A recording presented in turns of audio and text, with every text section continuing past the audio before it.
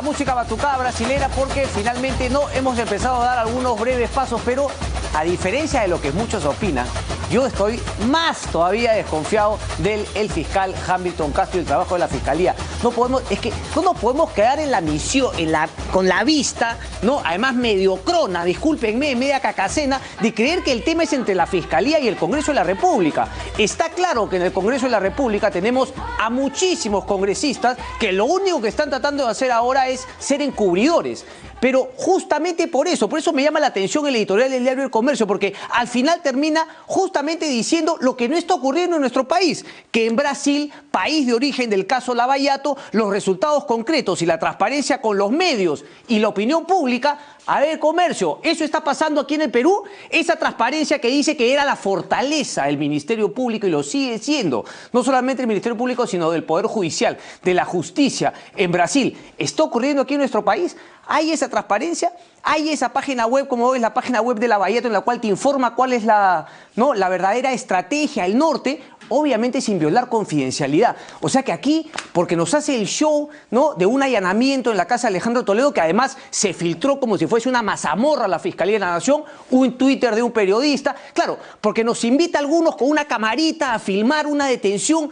¿Qué es esto, por favor? Cada sector tiene que hacer su chamba, y el de prensa ahora no es hacer pues de defensor del fiscal, sino exigirle a políticos. Nosotros tenemos que investigar y fiscalizar lo que hagan congresistas, así como el Congreso también va a empezar a fiscalizar periodistas. Pues enhorabuena que lo haga, pero cada uno tiene que hacer su chamba. No nos podemos quedar en el detalle pues de no prenderle velitas porque hace algunas cositas básicas. Aquí tenemos que desentrañar toda la corrupción. Lo de Alejandro Toledo es un caramelito. Era el inicio de la Interoceánica Sur, que le ha costado al Perú un montón de plata, y yo lo he demostrado con el dedo de Dios. Pero bueno, solamente no vamos a seguir hablando de ese tema, y nuevamente a Pablo Sánchez tiene que llevar la batuta de este tema, y el papel que tiene que jugar el Ejecutivo, ni qué decirlo, Pedro Pablo Kuczynski tiene que liderar, porque además hoy les voy a mostrar cómo, por ejemplo, el Ejecutivo tiene que liderar no solamente para zafarse, para sacudirse algunos cuestionamientos legítimos respecto del papel del hoy presidente de la República en el gobierno hoy claramente corrupto de Alejandro Toledo. Está claro que Alejandro Toledo recibió esa coima, más allá pues del papelón que trató de ensayar ayer domingo por la noche. Pero bueno, eso se lo vamos a contar de inmediato, porque vamos a arrancar justamente haciéndoles recordar el tema del dedo de Dios, porque yo quiero que ustedes entiendan que esta es la plantilla que después se aplica no solamente al resto de kilómetros de la Interoceánica Sur, sino a todas las megaobras que hay en nuestro país. La manera como se sobrevaloraba y cómo finalmente se lavaba ese dinero haciéndolo volver a la construcción. Ahí está. Esa explosión, por ejemplo, fue de un cerro de 130 metros. Pero según según las tres empresas en este cártel, Camargo Correa, Queiroz Galbao y Andrade Gutiérrez, fue un cerro de 180 metros. Ahí nomás, con esa diferencia de 50 metros, hay 2 millones de dólares que nosotros les pagamos a los brasileros de nuestros bolsillos y que ellos inmediatamente volvieron a meter en el sistema lavando dinero. Eso multiplíquelo por el dinero que quieran.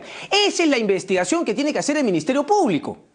Esos son los peritajes que tiene que hacer a todas las obras. Por eso no entendemos hasta ahora cómo no nos ha contado cuál es un poco el norte de su investigación. ¿Qué acaso va a sacrificar al corrupto Odebrecht, a las empresas peruanas, a las otras brasileras, a cambio de ir por los políticos, ¿no?, por los presidentes, por los peces gordos?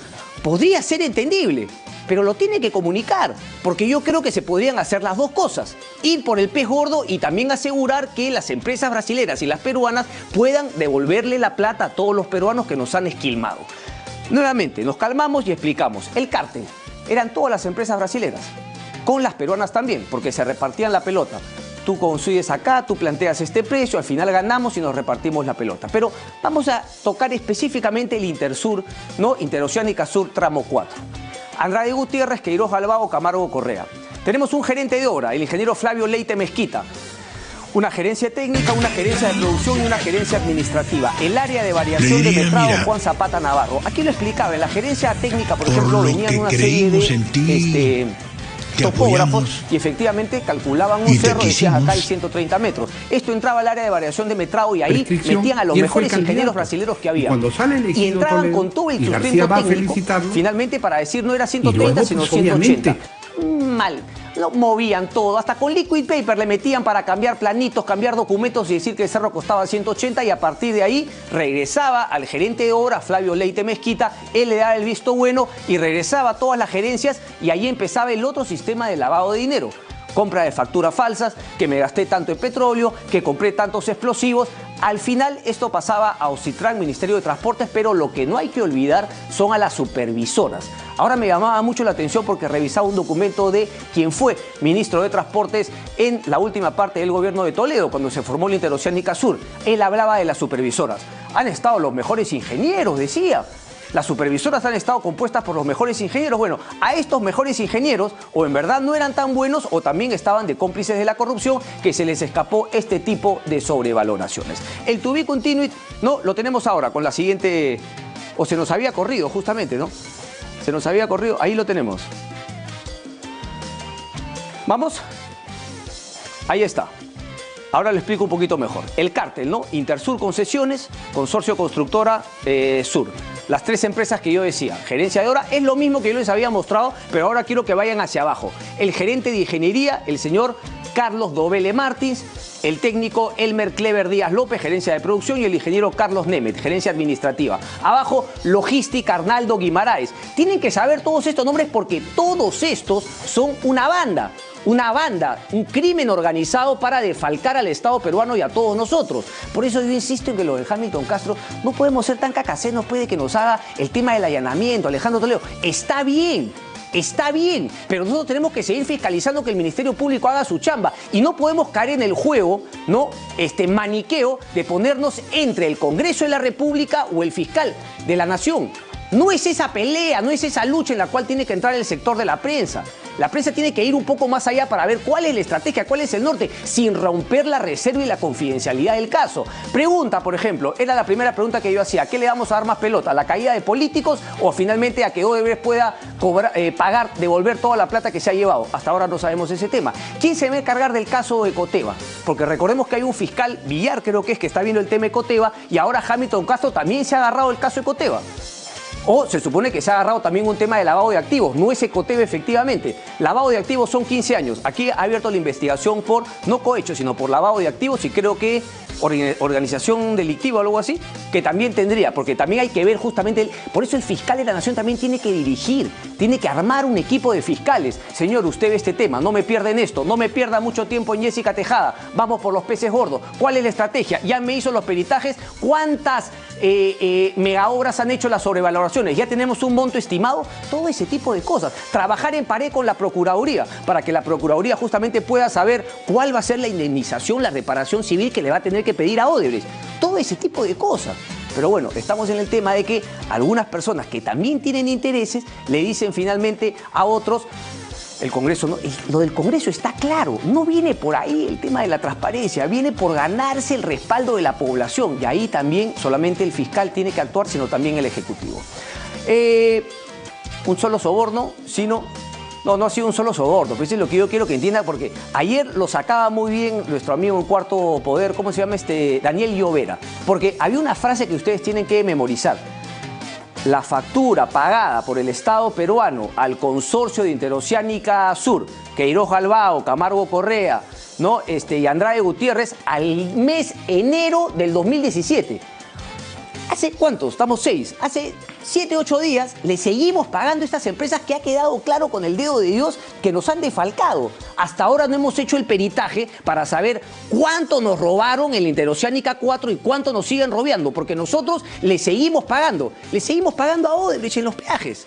Y hasta ahora el fiscal no nos ha explicado por qué no ha congelado las cuentas, por qué por lo menos no ha frenado el flujo de dinero que puede entrar a Odebrecht y como les voy a explicar en breve, por una ley de 1991, Odebrecht, Camargo Correa y toda empresa internacional se la puede llevar a donde le dé la gana sin que nosotros nos enteremos.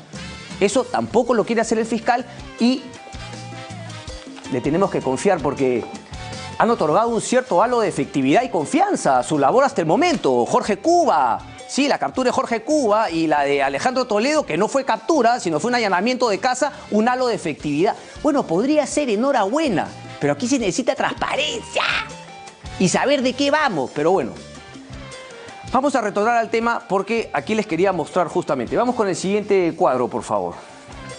A ver, hay que comprender el esquema adoptado por las empresas brasileñas para evadir impuestos utilizando la ley peruana. Es un periodista brasileño, Lumi Senka, muy prestigioso, que desde el 10 de mayo del 2016 viene explicando justamente este tema por el cual, ahí está, Lumi Zúñiga, ¿no? Entienda o esquema adoptado por empresas basuleras para fugir de impuestos usando ley del Perú.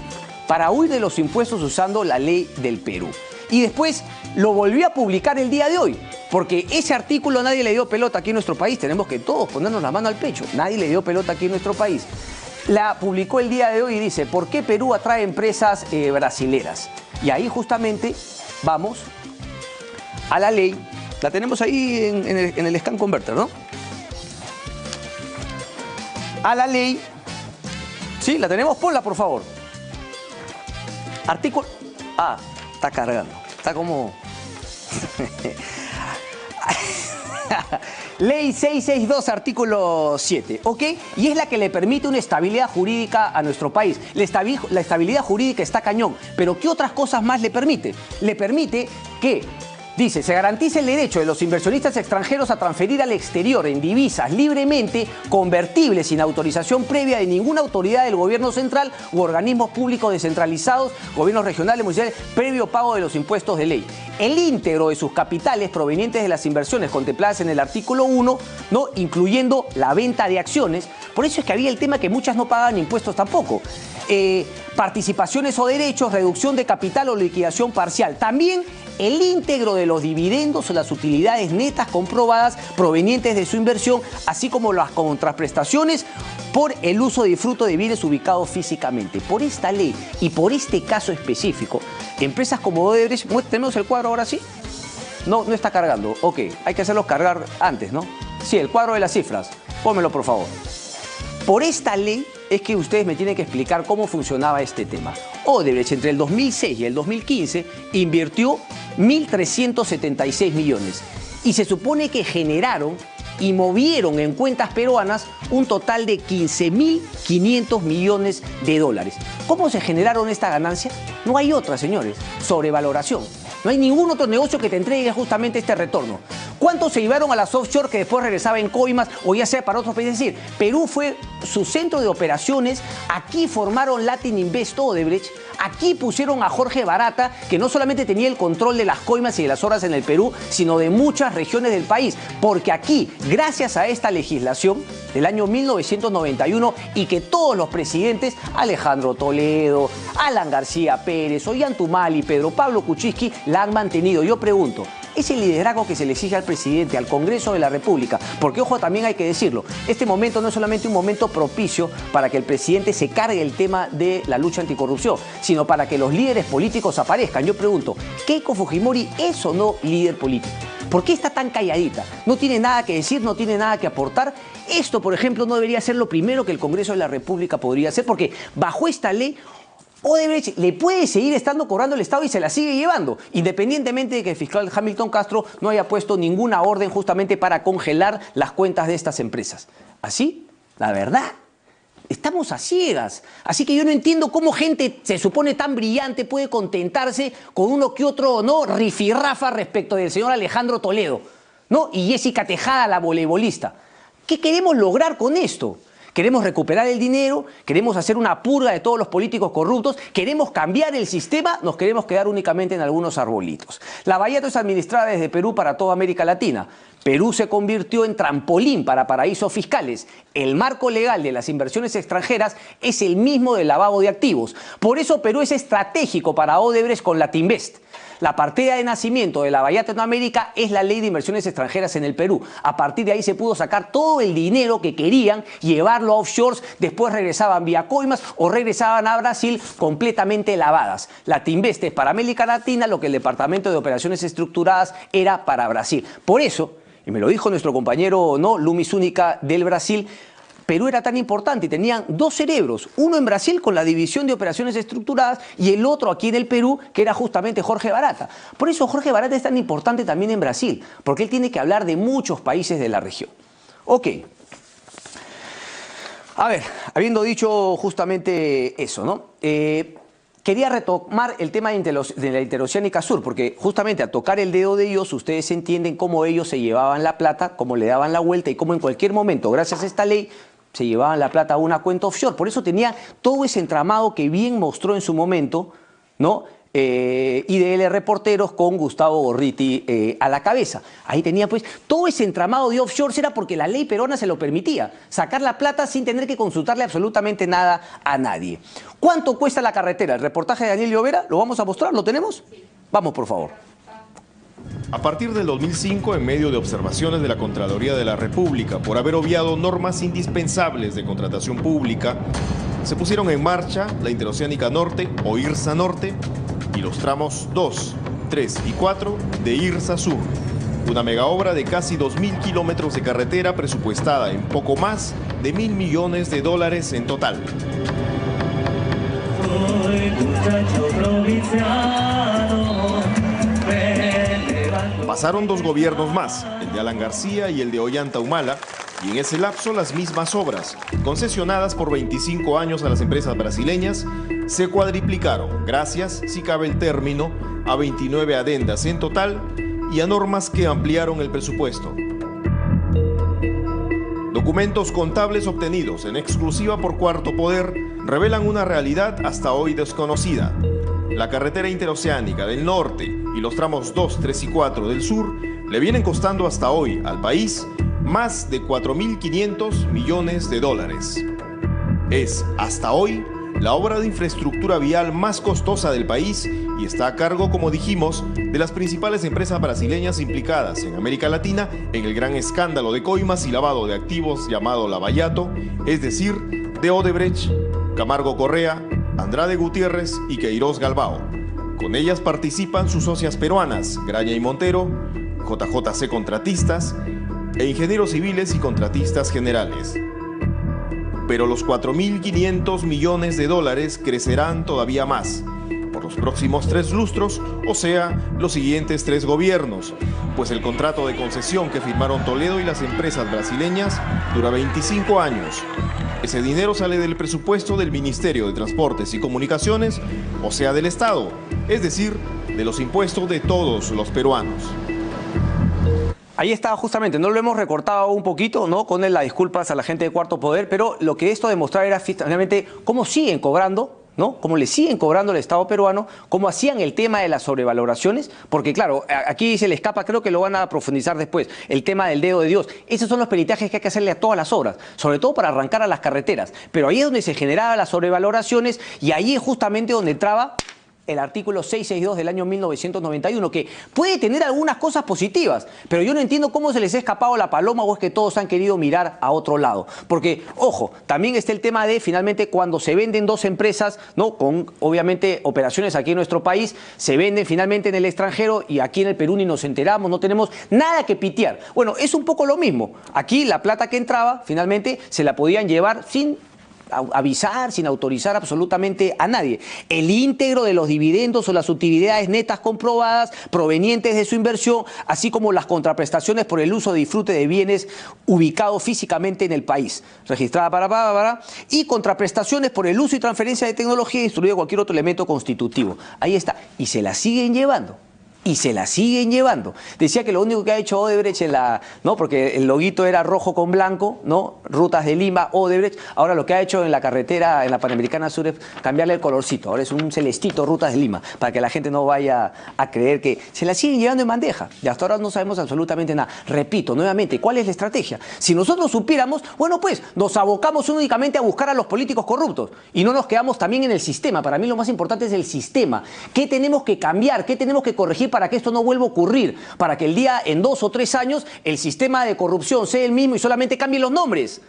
O sea, sean ya no Alejandro Toledo, sino el señor de turno, o otra persona, u otro político, u otro. El sistema va a seguir. Porque al sistema hasta ahora nadie lo ha tocado en los últimos 15, 20 años. Y el artículo ¿no? La ley 622, artículo 7, justamente va en esa línea. Ay. PPK en entrevista, o ya nos vamos ya, es que esto a mí me parece importante porque hay mucha gente que me dice que demócrata, que por aquí, que por allá. Yo ya lo he dicho, ya. Uno puede revisar ese bosquejo de plan económico que soltaba hace algunos años. No le gusta la prensa, no le gustan las críticas, no es tan demócrata como algunos pensarían. Ha crecido, ha mamado empresarialmente en épocas en que finalmente la transparencia no era pues lo que es ahora, que es algo que se tiene que exigir de parte de toda la ciudadanía. La periodista colombiana le preguntó, bien, la periodista colombiana le pregunta, bueno, ¿no? ¿Qué opina de Alejandro Toledo? Entonces ahí creía que se terminaba el tema. Yo me despacho acá, una vergoña, como dicen los brasileños, una vergüenza que por aquí comienza y clara. Pero después le pregunta, bueno, ¿y su responsabilidad? ¿Y usted estuvo metido? Y al final se empieza un poquito a molestar, tanto así que al final de la entrevista termina un poquito molesto. Lo escuchamos. Hacia el Perú, nos atiende su presidente Pedro Pablo Kuczynski. Señor presidente, muy buenos días, bienvenido a la W. Muy buenos días a todos, aquí corriendo un poquito y muy dolido por estas noticias del presidente Toledo, del expresidente Toledo. Es una traición al pueblo peruano y es una traición a sus colegas que se esforzaron tanto. Realmente yo creo que es muy lamentable esto. Él debe ponerse a derecho y regresar al Perú y contestar lo que le va a preguntar la Fiscalía. Señor presidente, este caso de Odebrecht en Perú ha sonado muy fuerte. ¿Cómo está manejando la Fiscalía las investigaciones y cómo han adelantado este tipo de investigaciones precisamente? Mire, aquí la Fiscalía está trabajando con testigos que revelan cosas a cambio de recibir una pena menor, ¿no? Es lo que se llamamos aquí colaboradores eficaces. Y la Fiscalía, creo yo, está haciendo un buen trabajo. El gobierno los está apoyando con fondos para todo lo que se necesita hacer y queremos que esto se haga de la manera más justa y eficiente. Pero volviendo al caso del expresidente Toledo, es realmente, si todo esto es cierto, una gran vergüenza, una traición al Perú y una falta de respeto a sus colegas que tanto nos esforzamos en hacer un buen gobierno. Presidente Kuczynski, precisamente de eso le quería preguntar. Usted sea parte del gabinete del presidente Alejandro Toledo. ¿Usted piensa colaborar de la forma en que puedan estas investigaciones y alguna vez pues se olió, por decirlo así, o percibió estos sobornos de parte de Odebrecht durante el gobierno del presidente Toledo? Mire, si hubiéramos percibido cualquier cosa, no hubiéramos estado en el gobierno. Esto fueron cosas que aparentemente, según el diario de hoy, se negociaron fuera del Perú, en Río de Janeiro. Ciertamente yo no estuve ahí y si hubiera sabido de esas reuniones, pues yo hubiera renunciado inmediatamente, ¿no? Presidente, el caso Odebrecht en Colombia pues también involucra a varios exfuncionarios de gobiernos pasados. Sin embargo, mientras que la Fiscalía sigue buscando, aparecen funcionarios en los cuales hoy están en la vida pública y además involucran actuales proyectos que son muy importantes para la conectividad y la economía del país.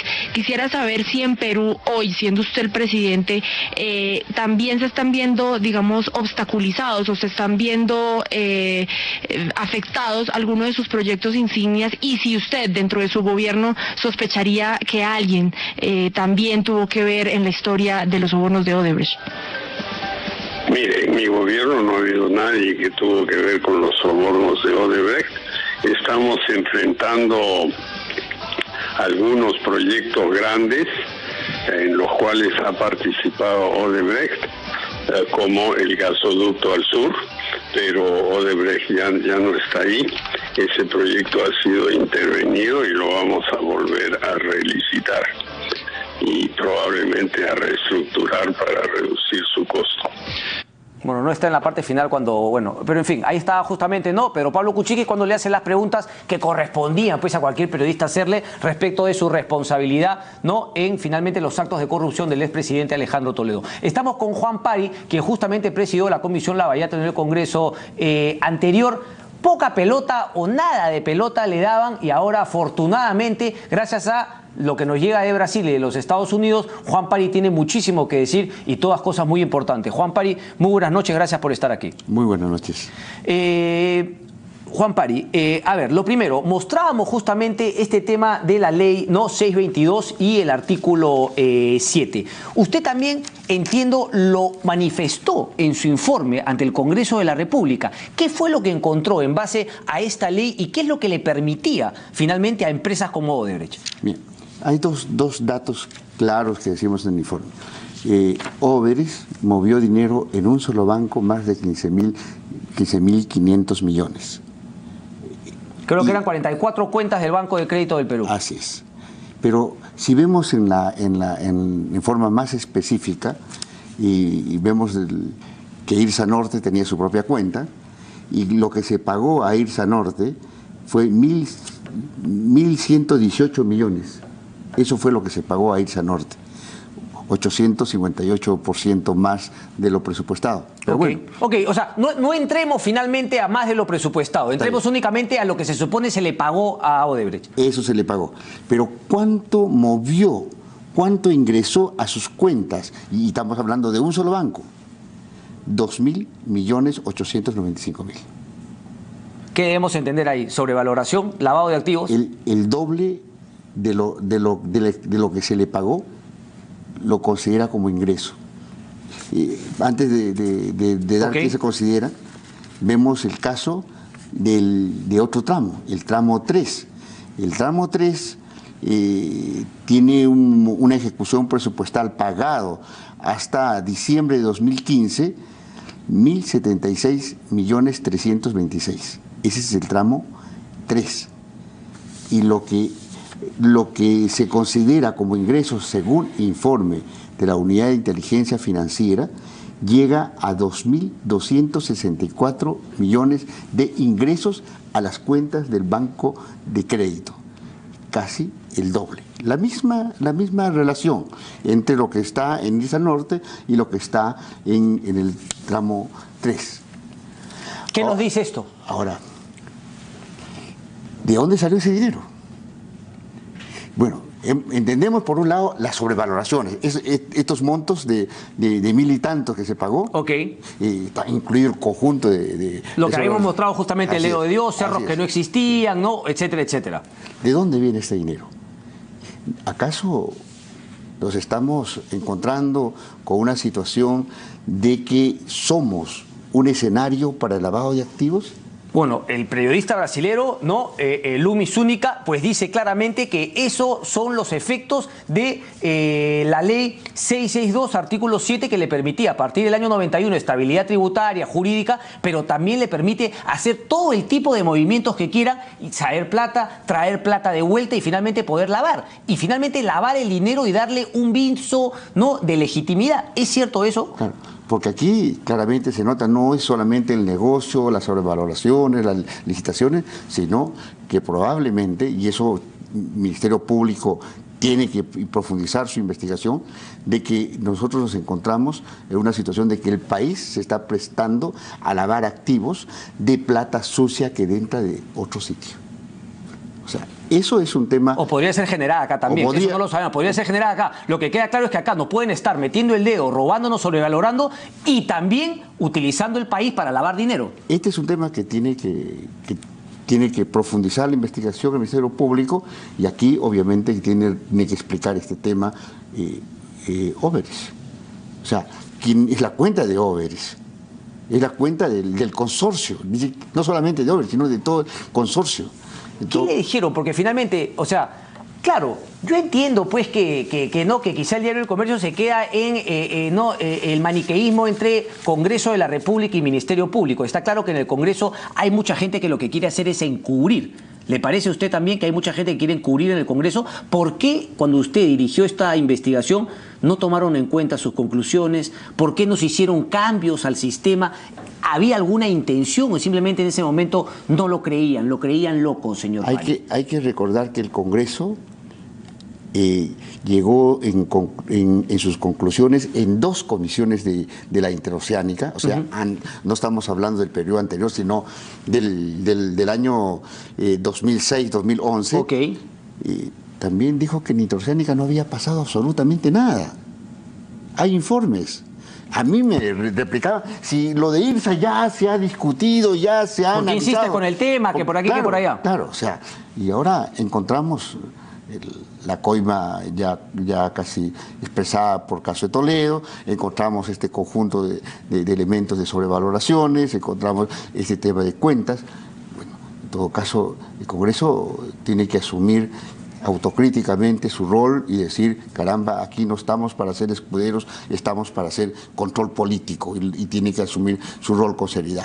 Lo he vivido, en la comisión han habido más escuderos. Más escuderos que gente que en verdad quería encontrar la verdad. Pero bueno, el tema es que estamos frente a una realidad concreta que hay que afrontarla. Y en tu comentario, y frente, por ejemplo, al reportaje que hizo Daniel Llovera, sí, encontramos que las cosas se siguen pagando.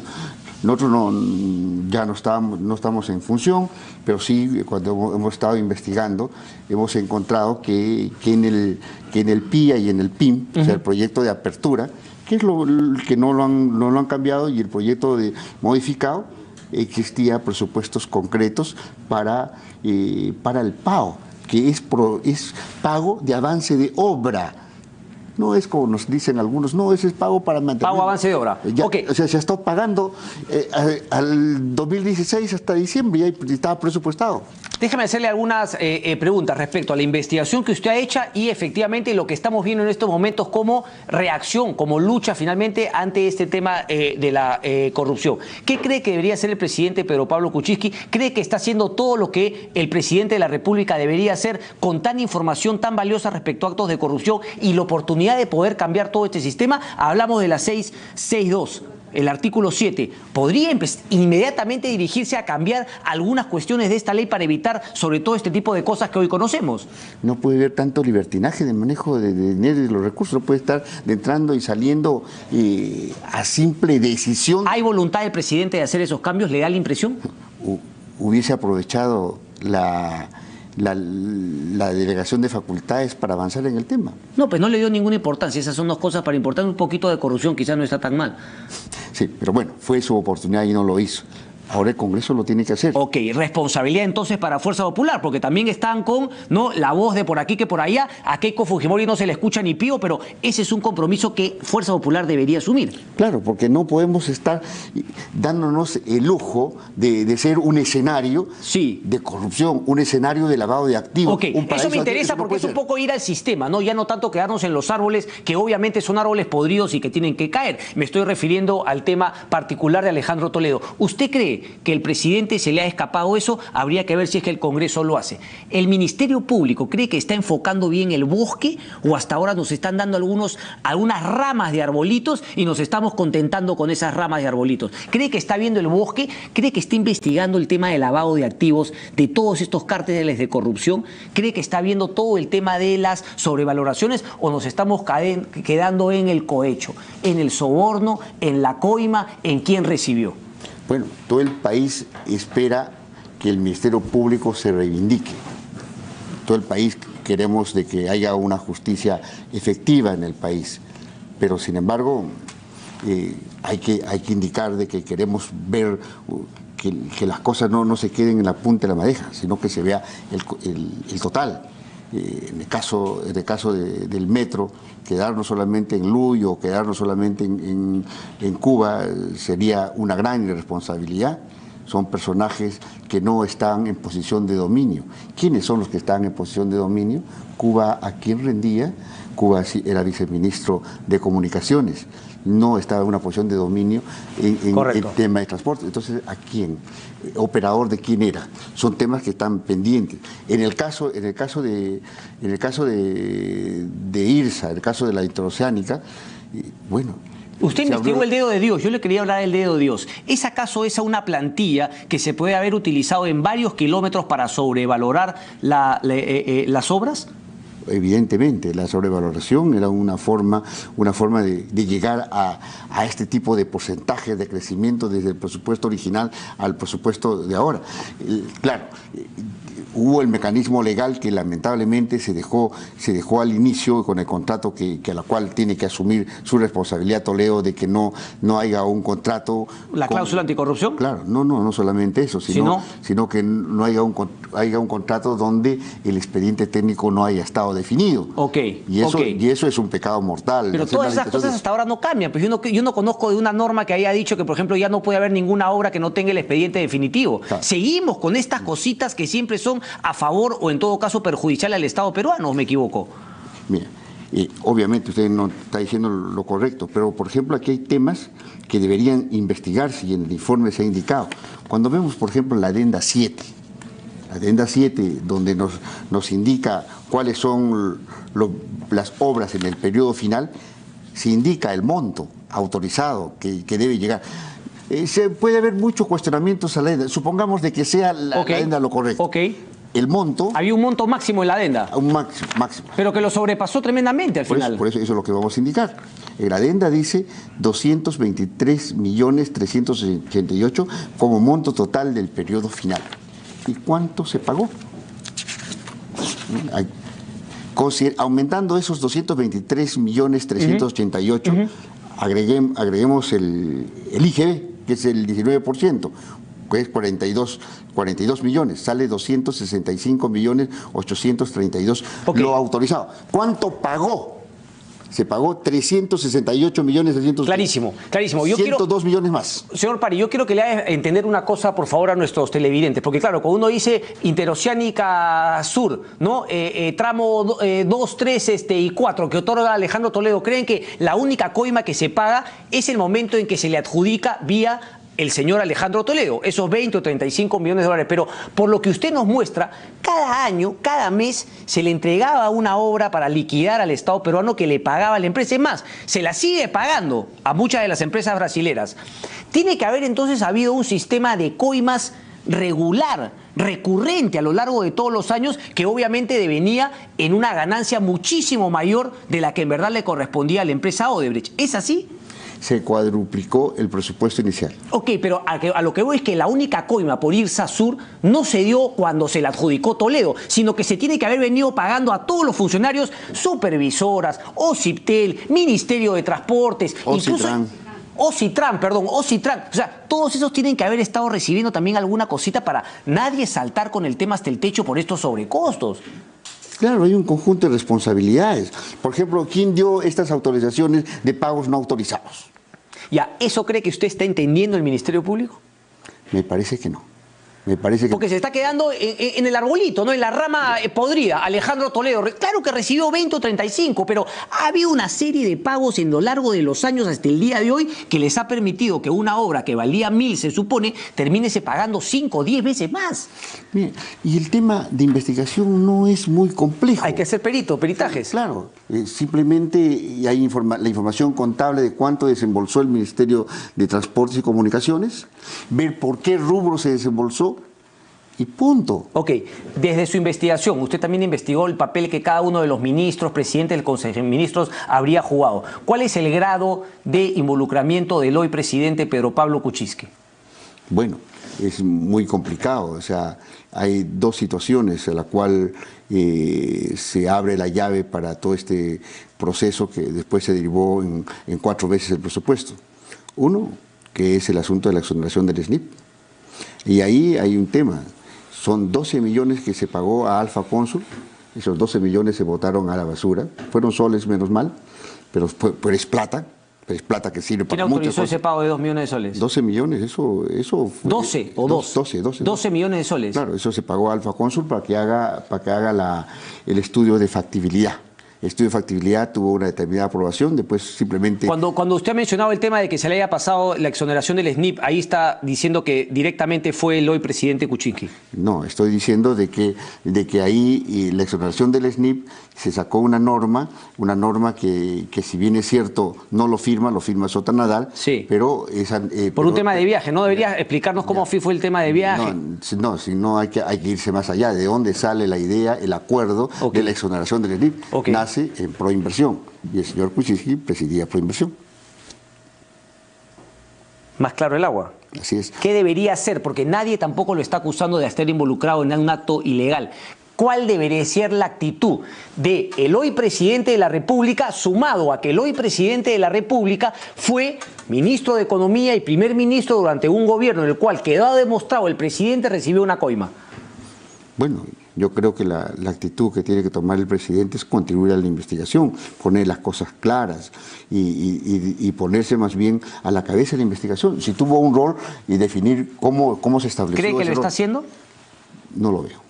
No lo veo. No es un tema de simplemente de hacer declaraciones en el aire, sino empezar a apuntar con efectividad el tema, apoyar a Procuraduría, apoyar al Ministerio Público y generar dinámicas que conlleven a que esta cosa se aclare. Ahora, ese es el tema por un lado en relación al SNIP. El otro tema es de la famosa ley de que se permite contractuar overage con el Estado estando impedido, y eso fue ¿cómo se llama? La observación que hizo la vicecontralora en ese entonces. Ok, ¿quién fue ahí la persona encargada de hablar con la Contraloría para que finalmente se desestime esa situación? Muchas personas apuntaban a Fernando Olivera. ¿Es cierto eso? ¿Él fue la persona que se encargó de que la Contraloría se tire un poco para atrás en esa prohibición? Bueno, yo escuché un reportaje, no hemos investigado ese tema, pero sí el hecho mismo de la investigación. Ahí en la transcripción de la comisión permanente hay una situación clara. ¿Cuál? El presidente del Congreso que dirigía la comisión permanente en el mes de enero de 2006 fue el señor Marcial Ayaypoma. Y el señor Marcial Ayaypoma indica de que esta propuesta viene del Ejecutivo. Todos pensaban o decían que venía del congresista Díaz. Correcto. En todo caso, ir a la fuente y ver la transcripción que está en el Congreso de la República y ver ahí. Es curioso porque justamente lo que usted nos dice, aquí encontramos la ley 28670 también, ley que declara de necesidad pública intereses nacionales diversos, proyectos de inversión, y que justamente hacía que puedan obviarse del SNIP. ¿Es así? Así es. Correcto. Y la firman, ¿no?